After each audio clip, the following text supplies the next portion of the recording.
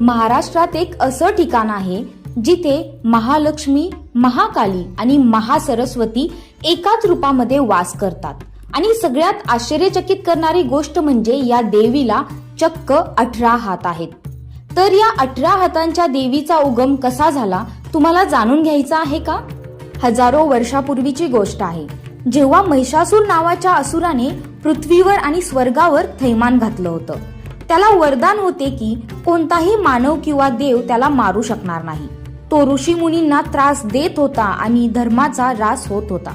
तेव्हा सर्व देवांच्या अंगातून एक दिव्य तेज बाहेर पडलं आणि त्या तेजातून प्रकट झाली आदी माया शक्ती सप्तशृंगी। या मातेने 18 हातांमध्ये देवांनी दिलेली 18 शस्त्रे धारण केली।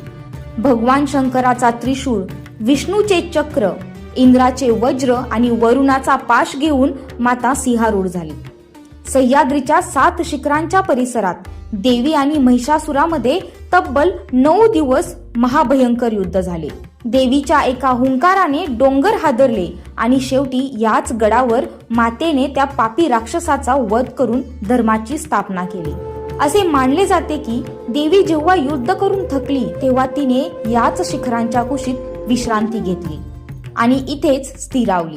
आजही माता सप्तशृंगी आपल्या भक्तांच्या हाकेला धावून जाते।